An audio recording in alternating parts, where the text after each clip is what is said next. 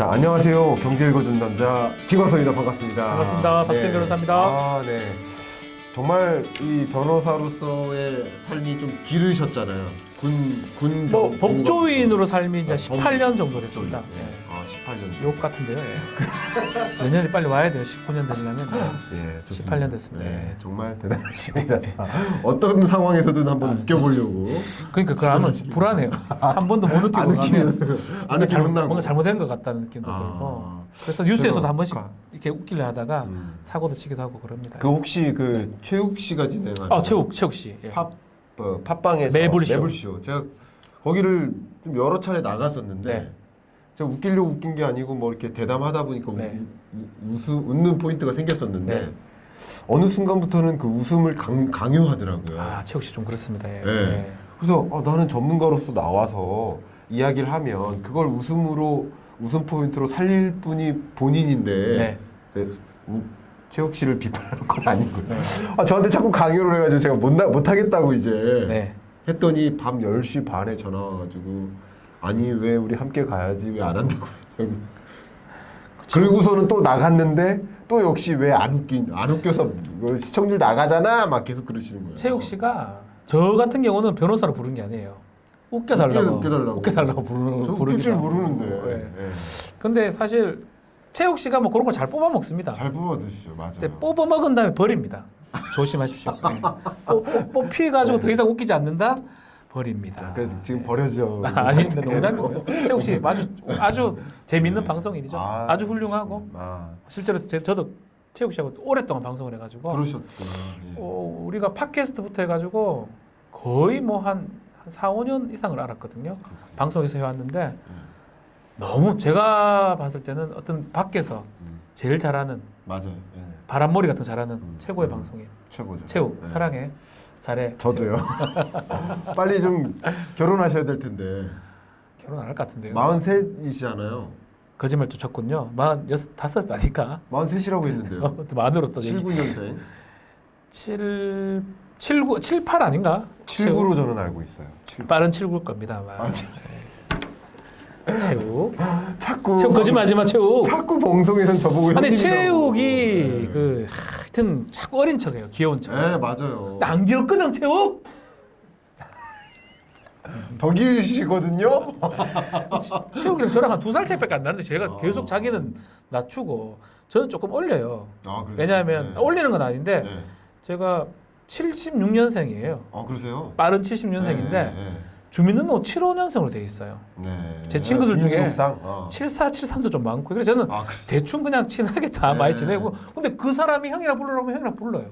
그러세요? 편하게. 형이라 불러. 75년생들도 형이라 불러면 형. 왜냐면 형이면 밥 사잖아요. 말로 참 말 놓고 그냥 편하게 갑니다. 모든 거 그냥. 근데 이 정도 되시면 밥 사는 게 편하지 않으세요? 저는 저보다 좀 어리면 거의 삽니다. 어리면 사고. 예. 나이 많은 형한테는 반드시 얻어 먹습니다. 우리가 더 어려우니까 오늘 점심 모르겠습니다. 오늘 또 이런 건 생각하지 못했던 거라서 답을 못 하겠습니다. 네, 알겠습니다. 자, 오늘 우리 변호사님께 질문 드리고 싶은 게 어쨌든 군 법무관으로 계셨잖아요. 오래 했죠. 맞는 표현입니까? 군 법무관. 맞습니다. 네. 군 법무관으로 계셨는데 지금 요즘 군대에 이 성범죄 가지고 계속 끊이지 않고 있어요. 좀 안타까운 일인데. 이 부분에 대해서 그 이유, 본질적인 이유, 뭐 그런 것들을 혹시 그때 얘기할 수 경험하셨는지 있습니다. 모르겠어요. 당연하죠. 오랫동안 있었고요. 군대에 저는 판사, 검사 대부분 일들을 10년간 제가 복무를 했었거든요. 그러세요? 장기로 복무를 해가지고. 원래 그렇게 긴가요? 아니요, 제가 이제 장기로 원래 돼가지고 소령으로 전역을 했습니다. 그렇게도 되는 거예요? 네네네네. 그 당시만 해도 법무관을 선발하는 시험이 있었어요. 법무관을 선발해서 저랑 비슷하게 된 사람이 이제 유명한 사람이 최강욱 국회의원, 전원책 변호사 형님들이십니다. 선배들. 최강욱 변호사하고는 최강욱 이제 국회의원하고는 같이 이제 근무도 했었을 거예요. 전원책 형님은 같이 하지는 못했고. 그렇게 전원책 형님은 같은 그 출신이라는 걸 알고 계실까요? 알죠, 형님이라 하는데요. 그러세요? 네. 형, 연책이 형, 안녕. 친하죠. 마당발이세요? 아유, 뭐 다 알죠. 그래서 이제 그때 이제 오랫동안 근무를 하다 보니까 여러 직책들을 다 했고요. 그러셨구나. 사실은 법무관을 좀 하게 된 이유도 네. 이런 성범죄나 네. 이런 것들이 좀 가장 좀 특히 해결이 안 돼요. 네. 가장 궁극적인 문제가 예. 지휘관한테 모든 게 포인트가 맞춰져 있어요. 이 군대는. 그렇군요. 그때도 계속 문제 제기를 했고 저희가 있을 때는 노무현 정부 때, MB 정부 때 제가 있었는데 네. 노무현 정부 때는 이 개혁안들을 많이 내기도 했었어요. 네. 사개출하고. 네네. 가장 뭐 하는 거 지휘관하고 형사 재판하고 좀 분리시키자라는 작업을 계속 하고 싶었는데 네. 성범죄가 일어나고 이게 감춰진 이유가 뭐냐면 지휘관이 군사법원의 책임자예요. 실제로 지휘관이 징역형이 떨어지면 네. 네. 관할관 확인이라고 도장을 찍어줍니다. 네네. 뭐 지금은 많이 형해화됐지만 거기다가 지금도 조금 다를 얘기지만 그때만 해도 재판하는 과정에 일반 장교가 참석을 합니다. 군 판사도 있지만 옆에 그래요? 장교가 딱 앉아가지고 엉뚱한 얘기도 하시고 뭐 법을 잘 모르시니까 뭐 그런 경우도 있고 근데 이제 그렇게 재판 과정에서도 개입이 되는데 징계나 인사 이것도 지휘관이 다 하거든요. 그러다 보니까 어떤 사건이 일어나면 성범죄 사건이라든지 이런 게 사건이 일어나면 만약에 내가 인사권자로서 책임을 져야 되기도 하고요. 네. 그러면 내가 진급할 때 피해를 볼 수가 있어요. 내 지휘관 입장에서. 내가 대대장이면 중령이고 뭐 연대장이면 대령인데 그 대대나 연대 차원에서 문제가 생기면 내가 책임을 져야 되기 때문에 사람의 욕망이 생기죠. 네. 요거를 무마를 그냥 시키는 게 나한테 낫겠다. 내가 어차피 군사법원도 내가 운영을 할 수 있으니까 사단장이면 군사법원 운영합니다. 네. 그런 욕망이 생길 수밖에 없는 구조예요. 그런 구조가 있다 보니까 사건이 터지면 지휘관 잘 얘기를 하면 지휘관은 법무관 조직한테 또 얘기를 하죠. 법무평가라고 하는데 그래서 그런 게 반복이 되는 거예요. 헌병, 법무, 뭐 검찰 다 사단장 밑에 다 있거든요. 그러셨구나. 그런 독립성이 좀 보장이 안 되기 때문에 이런 사건들이 일어나도 은폐가 되는 가능성이 높은 거예요. 그 부대에서 이게 이제 일어나면 피해자들은 이 성범죄 당했으면 내가 이제 피해자로서 보호를 받을 거라고 생각하는 일반 사회는 그렇잖아요. 그렇죠. 근데 군대에는 가면 보호해줄 거 생각하는데 다 한통속인 거예요. 지휘관 라인으로 쫙 올라가 보면 지휘관이 내 바로 직속 상관의 지휘관이거든요. 그 지휘관이 군사법원에 얘기해가지고 나 사건을 대충 하라고 할 수 있다라는 거죠. 뭐 그게 다 그렇게 돌아간다는 거 아닙니다. 법적인 제도가 그렇게 될 개연성이 아주 큰 거예요. 그래서 그렇게 반복이 됐던 게 가장 컸던 거라 저는 우리 군사법 체계에서 봤을 때는 그렇고요. 더 궁극적인 거는 뭐 사실은 문화 부분이겠죠. 군대에서 뭐 제가 복무할 때만 해도 술 따로라 이런 것도 많았고요. 그래서 제가 엄청 징계도 많이 했었어요. 미친놈들이죠. 군인들. 그뭐 여군들 옆에 앉히기도 하고 미친놈들이에요. 그러니까 성범죄 아니고도 문제 삼을 수 성희롱 뭐 엄청 그게 그러니까 군대가 가장 늦게 가는 것 같고 이번에 빵 터진 것 같아요. 제가 봤을 때는. 제가 병으로 있을 때 그 지휘관 이거 나가면 좀 문제 있을 얘기해도 돼요. 누구 아니면 상관없어요. 뭐 지휘관이 관사에 살았거든요. 네. 그 관사에 제가 갑판병 출신이에요. 해군이네. 해군 갑판병 출신인데 거기 청소를 한 거예요. 갑판병들이 관사를 정기적으로. 근데 이 중에서 이 갑판병 중에서 제가 공부를 좀 잘한다는 것을 이제 알게 되신 거예요. 거기 과외를 시키는 거예요. 똑같네. 해군 육군 공부. 근데 저는 너무 좋은 거. 왜냐면 잔디 깎고 막 이래야 되는데 옆에 앉아서 뭐 사모님이 뭐 챙겨주시고 과외시켜 주니까. 그쵸. 저는 좋았는데 근데 지나고 나서 생각해보니까 이게 도대체 무슨 일인가. 잘못된 거죠 사실은. 뭐 그런 거부터 문제 많아요. 지휘관이 뭐 지금은 좀 적은데 예전에 공관병 제도가 있었어요. 나중에 박찬주 장군 그 사령관 사건 때문에 공관병 없애버렸는데 그때 공관병으로 가는 사람들은 또 특혜라고 생각했어요. 지금 말하는 훈련을 하나도 안 하니까 밥하면 밥이 훨씬 낫죠. 밥보다는 뭐 개 키우는 게 낫잖아요. 개밥 주고. 개밥 줄래? 혹한기 훈련 받을래? 이렇게 물으면 개밥을 줘야죠. 개밥 먹으라 그러면 먹어요. 이거 너무 심하나?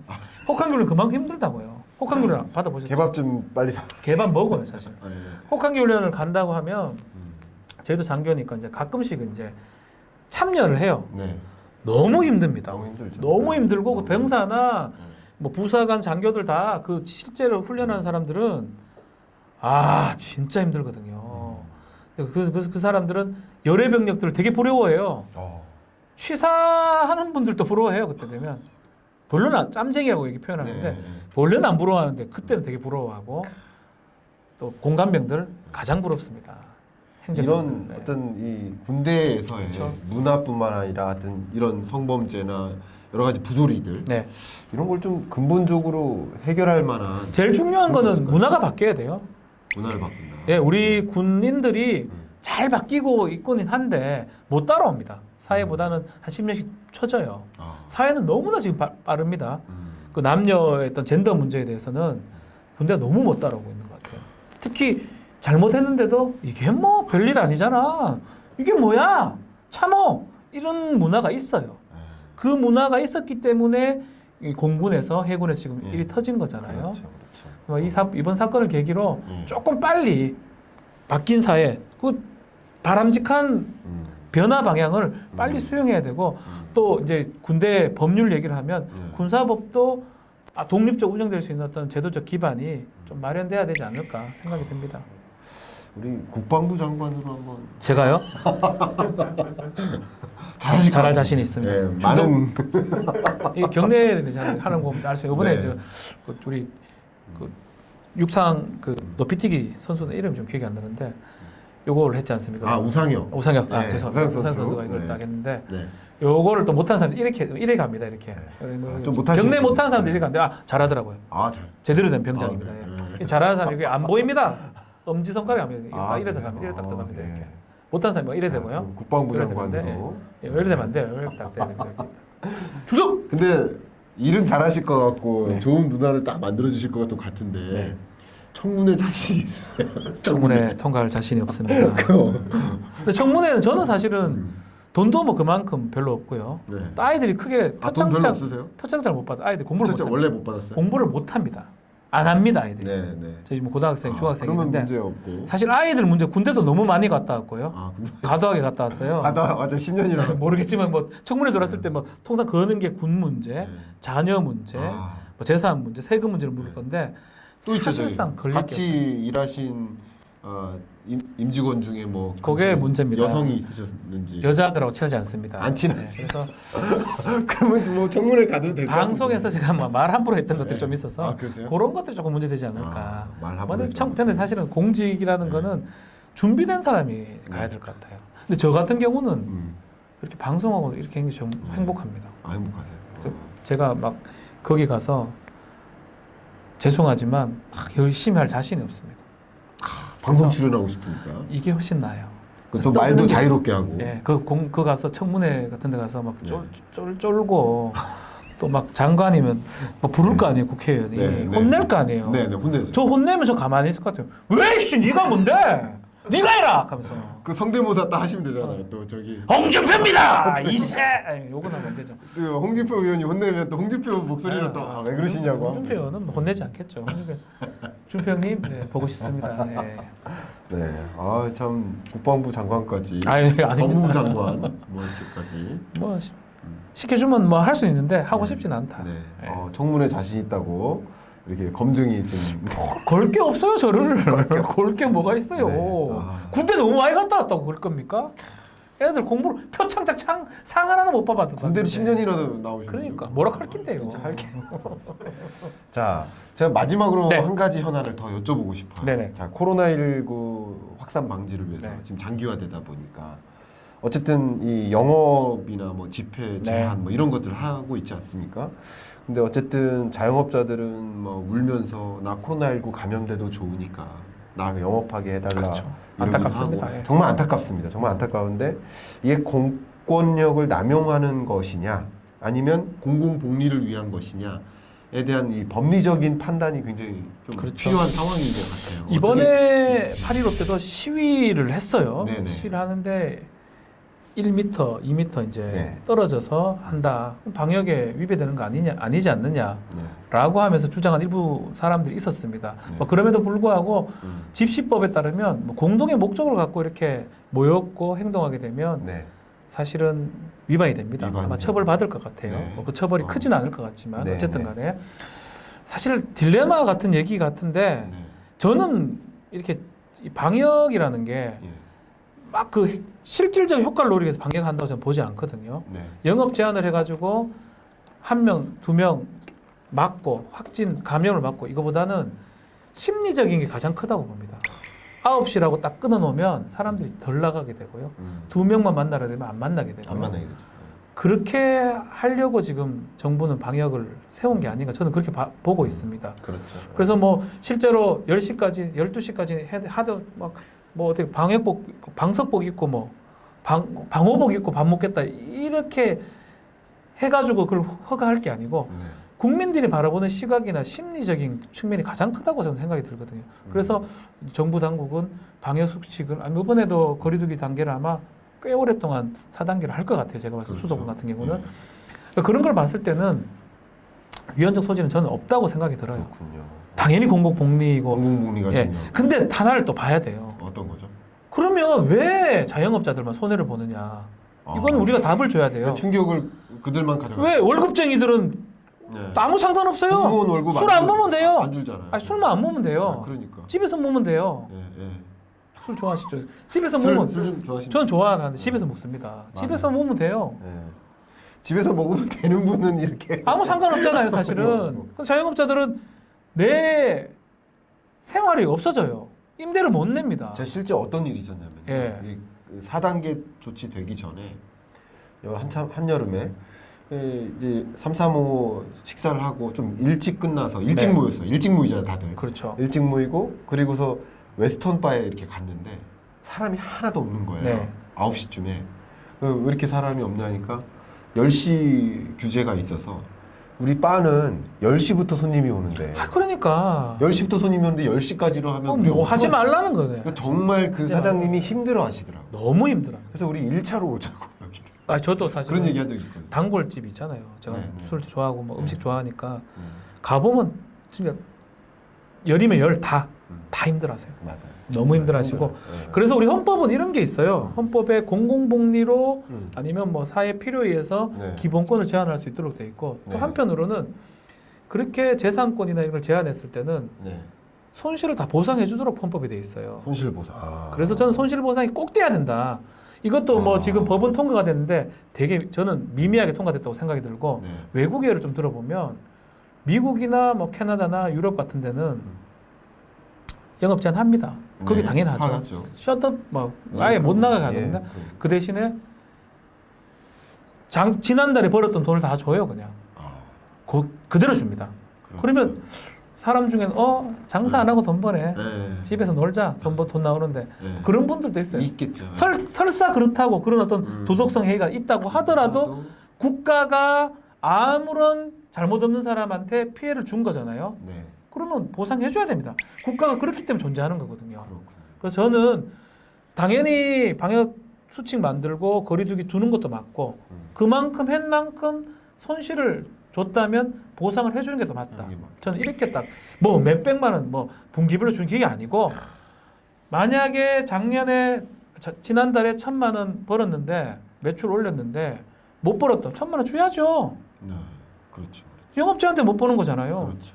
왜 지키는데 그래서 저는 그 집회 시위 이런 것들 뭐 할 때 막 그 모 교회가 있어요. 예배하지 마라 하는 건 난리죠. 예배하는 것들이 있어요. 저는 그렇게 것들로 표현하겠습니다.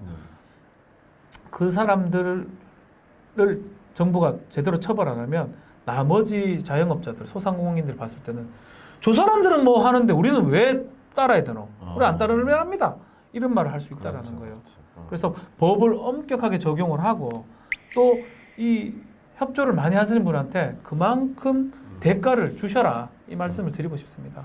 제가 말씀 중에 이런 상상을 해봤어요. 조금 비슷할 수 있겠는데 쓰레기 처리장을 마련해야 되잖아요. 우리나라 어딘가에. 그렇죠. 근데 그 처리장을 만들면 그 인근 사람들은 좀 안 좋아지잖아요. 결국 필요하니까 공공복리를 위해서 설치는 하지만 인근 사람한테 충분한 손실 보상을 해주는. 그게 손실 보상 개념이잖아요. 그러니까 그런 게 똑같이 역시 이 코로나19의 상황에 잘못한 거 하나도 없어요. 그분들이 잘못한 뭐가 있습니까? 자, 여러분 차기 법무부 장관 박지원 장관님의 말씀 기다려 듣도록 하겠습니다. 법무부 장관은 표창장을 안 받아야 됩니다. 안 받으셨습니까? 없어요. 자, 오늘 차기 법무부 장관 박지원 변호사님의 인터뷰 여기까지 마무리하시고 감사합니다. KPC 여기서 마무리하도록 하겠습니다. 고맙습니다.